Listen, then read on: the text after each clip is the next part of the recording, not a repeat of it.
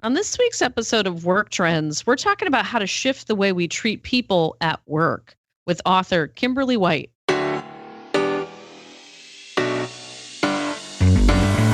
Welcome to the Work Trends podcast from Talent Culture. I'm your host, Megan M. Bureau. Every week, I interview interesting people and brands who are reimagining work. For more information, be sure to check us out at talentculture.com and join us live on Twitter every Wednesday at 1:30 p.m. Eastern using the hashtag WorkTrends. Today's guest is Kimberly White. She's the author of a new book out this summer, The Shift: How Seeing People as People Changes Everything. Welcome to Work Trends, Kimberly. Thank you so much, Megan. I'm so glad to be here. Happy summer. Thank you. And to you. I live in the Midwest. We've had this horrible heat wave, but it is starting to fade.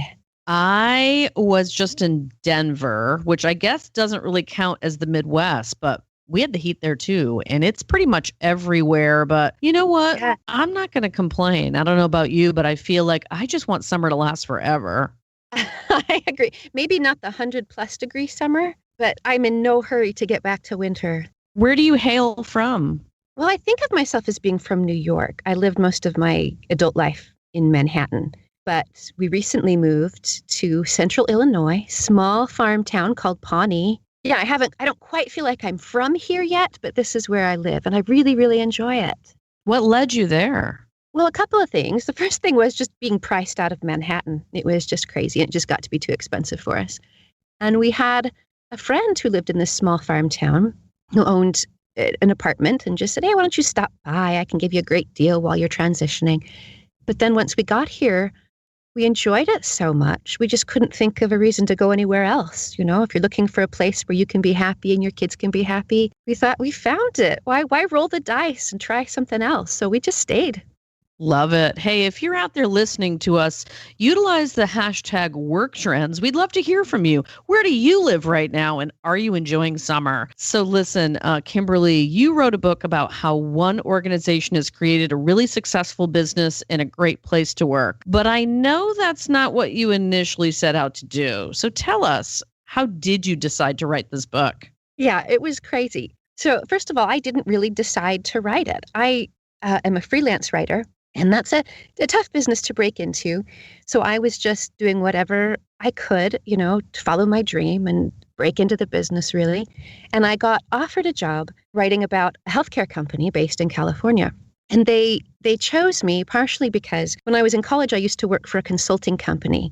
It's called the Arbinger Institute. Some of your listeners have probably heard of it. They're very successful. Yes. So one of their former employees had actually started this healthcare company, and things were going very well. They were doing some very interesting things there, and he thought it would make a great book. And he was thinking maybe a book just for his own employees. He wasn't sure, but he wanted to sort of capture what they were doing and have a record of it. And he wanted somebody who was familiar with the Arbinger Institute. And so I got this job basically on the strength of my sort of business and philosophical background.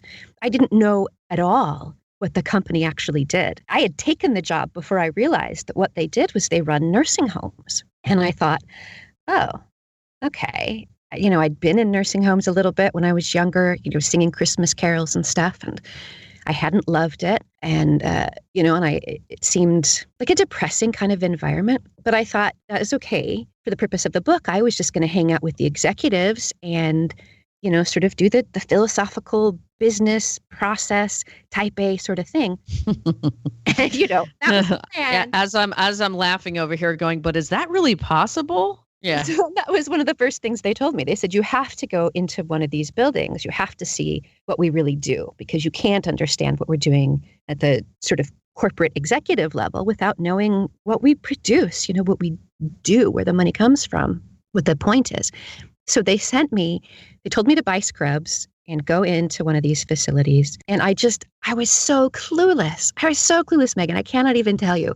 And I went in and I thought, the administrator of the building, sort of the boss of the building, asked me what I'd like to do. And I just couldn't even think of what I wanted to see. It was just a nursing home, So they ended up putting me with a wound nurse who was going around like checking on and healing up bed sores and surgical wounds, because that honestly sounded more palatable to me than just talking to the patients. At least I had a wound to look at. Mm-hmm. And that- you are revealing about your personality right now, which I find fascinating. And we'll get into that later. yeah, it's true. I'm Yeah. terrible. Uh-huh. It's embarrassing. Well, no, it's not Now it's embarrassing. You're just being true to yourself. You know yourself, right? And a lot of people are like this about nursing homes too, I think, just kind of like. Absolutely. Yeah, right. But when I got in there, I was just astonished because this nurse, Lauren, was amazing. She wasn't only a skilled nurse, but she loved her patients so much. And she would say, "Hey, gorgeous, how are you doing, darling?" She just greeted them with all of this delight it was not fake. She wasn't doing it so they would like her or anything. She was just really happy to see them. And she would tell me about their personalities and tell me about their lives. And I thought, my goodness, who is this woman? What makes her so incredible? But then I hung out with another nurse and a nurse's assistant and a housekeeper. And all of these people were the same. They were happy. They loved their jobs. They loved their coworkers. And above all, they loved the patients. They loved the people they worked with. They loved getting to know them. And they thought they were so lucky. They were always telling me they were blessed. They were grateful that they had this chance. Most of them hadn't planned to go into long-term care. Most of them sort of had a different goal for life and they'd stumbled onto it one way or another. And they were grateful. They felt what a lucky turn their lives had taken that they were able to work in these places. And I thought, you have got to be kidding me. I would never have expected that kind of an attitude from nursing home employees of all people. And it went from there. Being in their environment and working with them and working alongside them absolutely changed my opinion, certainly about nursing homes, but also about what it takes to be happy. And it ultimately changed my personal life as well. That's big. And so speaking of big, the big idea you lay out in the book is the shift. Tell us about what the shift is all about. The shift is about changing from seeing people as objects to seeing them as people. And I don't mean that anybody looks around at their neighbors and their coworkers and actually thinks they're an object. Often as we go through our lives and we sort of engage in our relationships, very often we have sort of automatic knee-jerk reactions to other people that are more like the way we react to objects than the way we ought to react to real people. So let me just explain this. If I have an actual object like a pen, it comes from the factory and it exists for me, for the consumer to use. That's what it's for. And if it doesn't produce ink, if it doesn't write smoothly, then, I'm going to shake it, I'm going to lick it, to make it do the thing it's supposed to do. Because it's just an object. Are you really going to lick it? Really? I have so many pens. And I don't know why, because it never works. It never works. It never works. Don't do that. I just met you, but I don't want you to do that, okay? You can do anything but lick it. I will not lick it from now on. Okay. But the shaking actually works. sometimes works, right? But what I don't do, I don't lick them anymore. But also what I don't do is I don't talk to the pen and say, "What's going on, pen? How are you feeling today? Are you sad? Is that why you're not producing?" Because it is just an object. It doesn't have an internal life. It doesn't have feelings. It doesn't have reasons. And often we find ourselves treating other people the same way.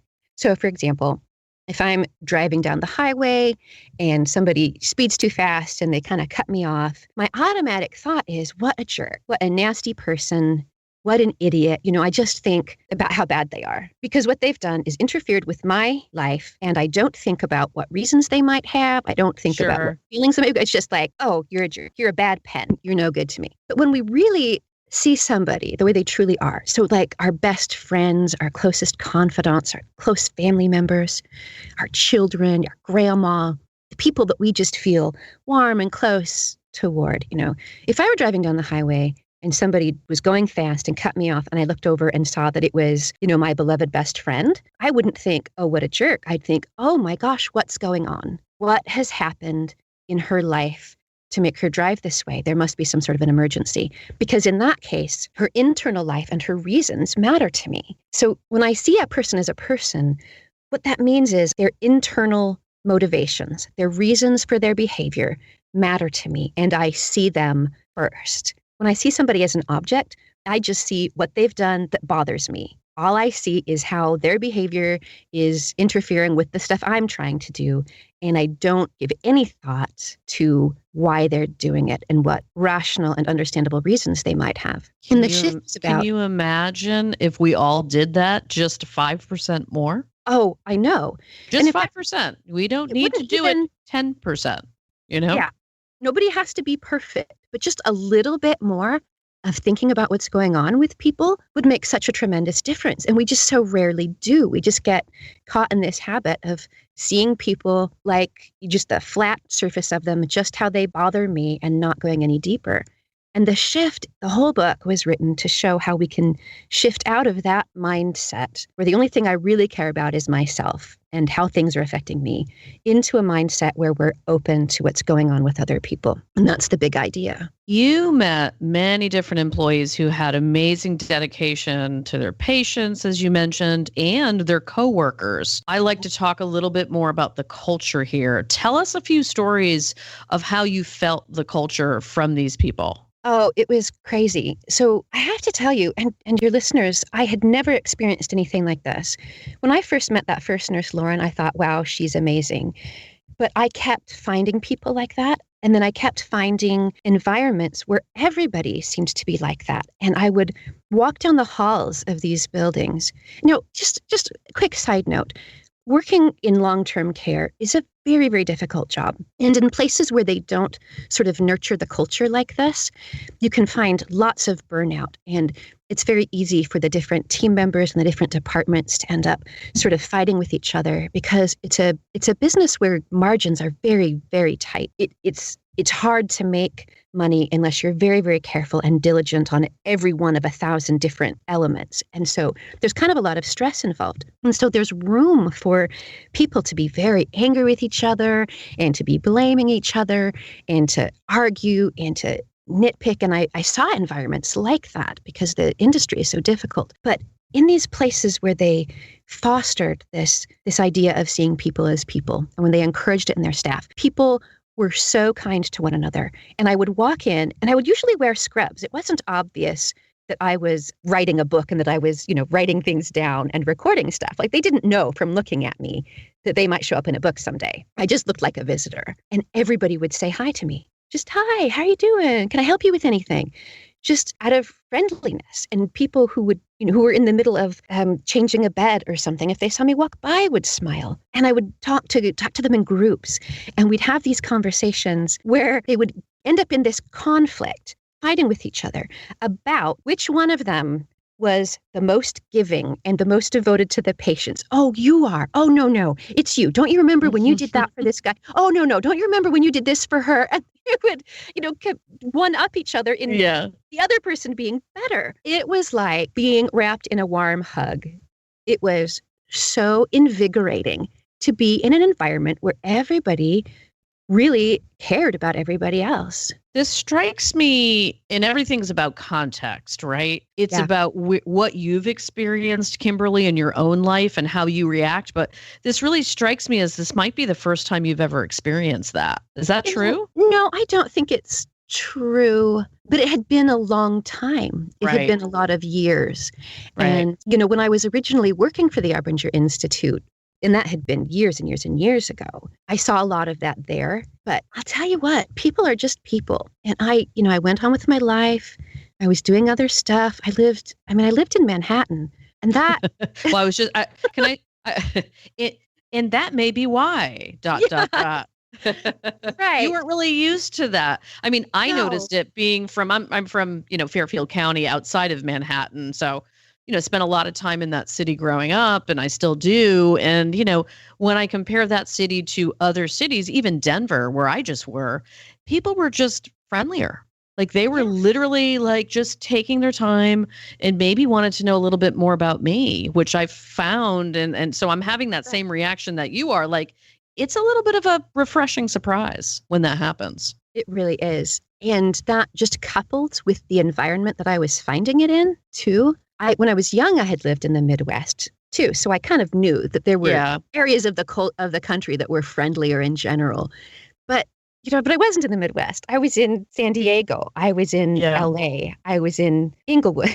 I was in places that weren't known for their friendliness. And I was in nursing homes, which, nobody, I don't think anybody in the country sits and thinks, what are the most friendly places? I bet nursing homes. Nobody thinks of that. So for lots of reasons, the contrasts seem very strike. Yeah, no, absolutely.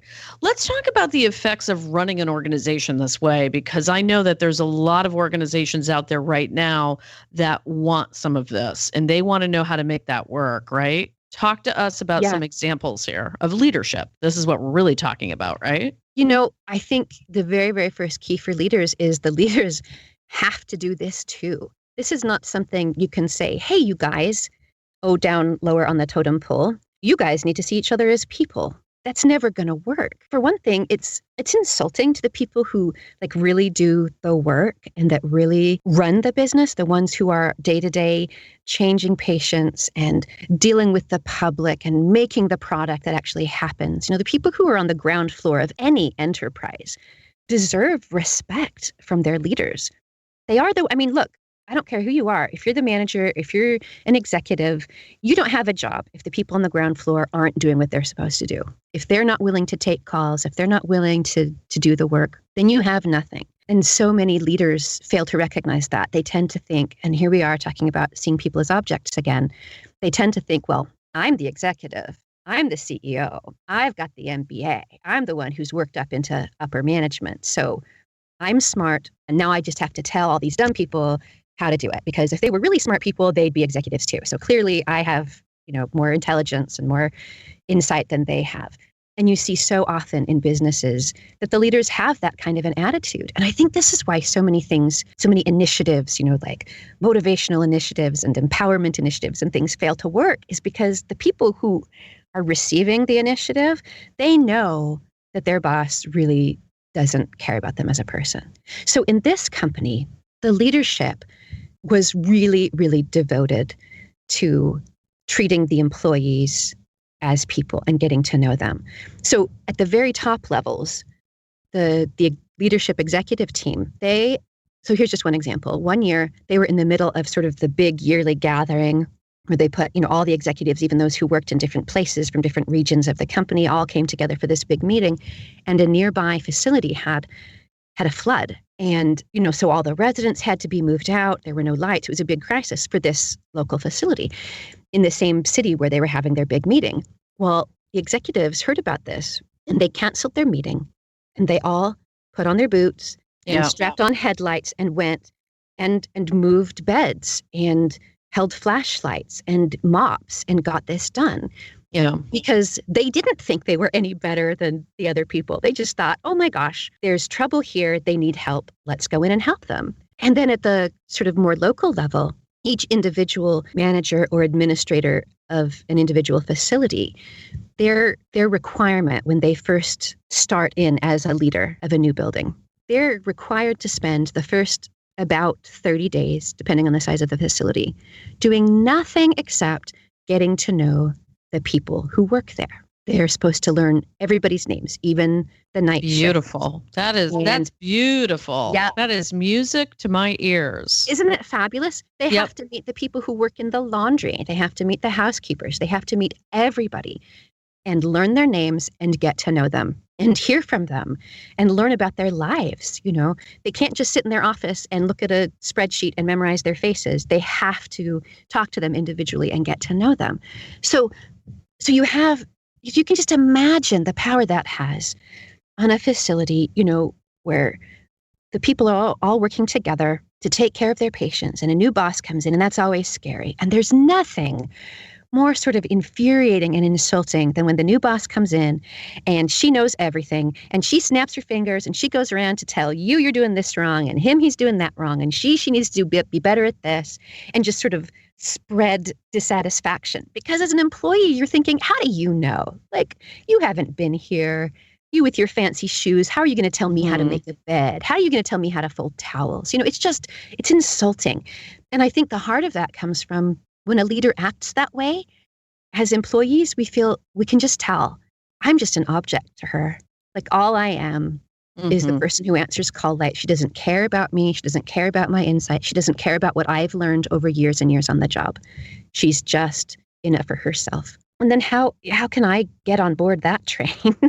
I can't. You I know, think a so lot of people need to be on that train right now. And it really is, it's about paying attention to people and yes, asking questions and being interested. I mean, it yeah. seems so simple, yet so many of us aren't doing that on a daily basis. Oh, I know. So, Do you ask your employees about their lives? Do you know how many children they have? Do you know where they came yeah, from? Do you know I what mean, their dream is? I don't think, probably you don't. And they know, your employees know that you don't care about them. They yeah, know it, yeah. and it affects how they work. Yeah.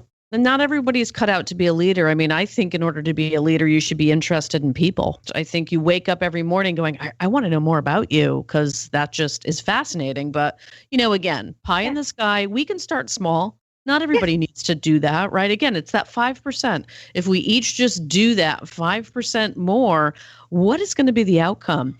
So, listen, speaking of case studies and interesting things, what message do you have for leaders about how to make work better? Okay, let's use some data if we can. No matter what kind of organizations people have. Okay. Well, first of all, it's what we've been talking about. You have people involved. If you have employees, if you have an organization, then that means you have people involved. And to the extent that as a leader, you're seeing them as objects, that's unfortunate in lots of ways. They don't like it. You don't get to learn about them. But even aside from that, if you're treating people as objects, the fact is they aren't objects. Like your employees do not exist to do the job. Like they have their own backstories, they have their own perspectives, they have a lot of background and hopes and dreams and fears and insights. And if you see that person as just an object, you're missing out on all of that stuff. I mean, you can't possibly be an effective leader if you simply don't know what's going on with the people. So I have a story of a man named Aaron who is a leader, and his facility developed a customer service problem where they just weren't. I mean, the healthcare was fine, everybody was safe, but the nurses were sort of being unfriendly, and family members who came to visit were unhappy.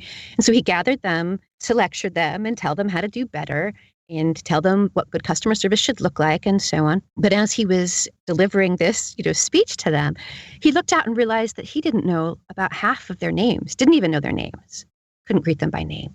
And the ones whose names he knew, he didn't know anything about them at all.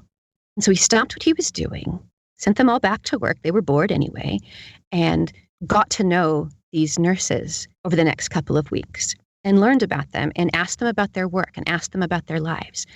And what he was trying to do was he wanted to figure out what was going on in their work, what was difficult in their job that made it so that they weren't providing good customer service, because they had a reason. They're human beings. They weren't just bad objects who didn't produce customer service. They weren't just bad pens. They were human beings. And if they had suddenly stopped being nice to family members, there was a reason for that. And so he wanted to figure out the reason. So he got to know them and spent time with them. And then the customer service problem went away. It just disappeared without him really addressing it directly at all. And it turned out that one of the reasons they were sort of feeling less friendly and acting less friendly was simply because they were feeling like they were objects, like they were not important to their administrator. It's a small business, and feeling like the boss doesn't care and the boss doesn't know me and the boss doesn't care about what's going on in my life just was demoralizing to them, and it bled out into the customer service. Yeah, no, it's about seeing people as people. There's no question. In your research, what surprised you most? There were so many surprises, Megan. I think what surprised me most was seeing that this thing that I'm talking about, that the powerful impact of seeing people as people, to a certain extent, you kind of might expect that from nurses and caregivers. These are people who go into nursing instead of some other field. And that's usually because they care. They're giving sorts of people, they're caring kind of people. And so you'd kind of expect to see this effect among them. What was most surprising for me was when I saw this effect in people who were not nurses, people who were in housekeeping or in the kitchen. So I have to tell you about Jason. He was this guy in the most out of the way nursing home. It was a tiny little town out in the middle of nowhere by Moab. I mean, it's very beautiful, but there's nothing there except these big red rock canyons. I was going to say, I actually mountain biked there, and it's Did you? awesome. Yeah. Oh, Amazing. It's a great It's amazing. spot.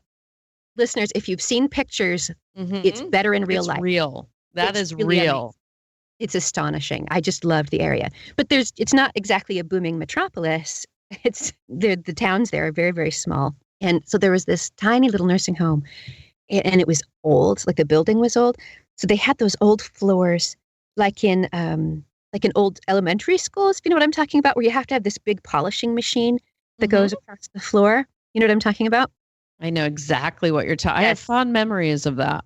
I remember those machines. Remember those? Yeah. And I hadn't seen one in so long until I went to this nursing home where it was still in use. And there was this guy named Jason, and he was on the housekeeping staff, I believe. And his job was just to push that floor machine. Like that was it. Because it takes so long to polish all of the floors in the building that was his job description. He pushed the floor machine. And he was a single guy, no family. He looked sort of weathered, like he'd had a hard life, maybe. And I stopped and talked to him about his job. And he told me that he had friends in the community who all had similar lower skill type of jobs like he had. And for them, their job was like the thing they had to do from Monday to Friday so that they could get to the weekend and have fun. And that was what they lived for, was the weekend. But for him, he loved his job so much that for him, the weekend was this thing he had to get through until he could come back to work on Monday and be with his family. And he was this amazing guy who loved his coworkers and he loved the residents. So even though he wasn't a nurse, he was just hired to do the floor machine. He would answer call lights and he would bring blankets and he'd fill up water. He just really did see everybody as a person, and he got to know everyone.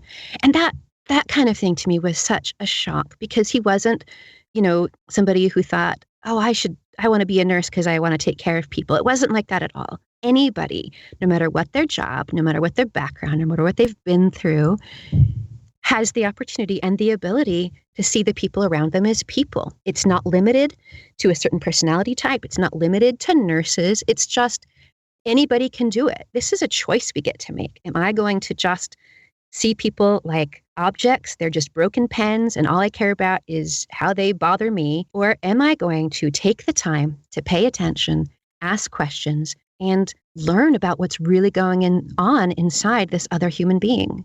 Well, thank you for sharing these stories, because I think it's the stories that really bring this idea to life, where we actually see this happening. Like, it's great to know, right?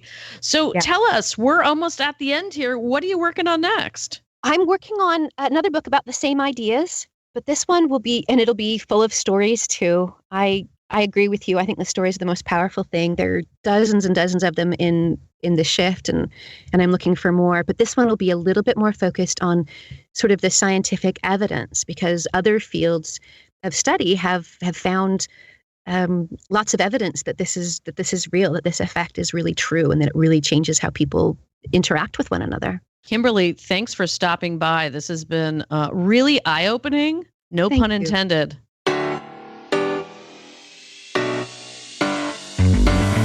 Thanks for listening to Work Trends from Talent Culture. If you enjoyed this episode, subscribe wherever you listen to podcasts. And I'd be really grateful if you took a moment to leave a rating and review on iTunes. It helps other people find our show. If you know someone who would enjoy listening, please share it with them. You can learn more about the future of work at talentculture.com.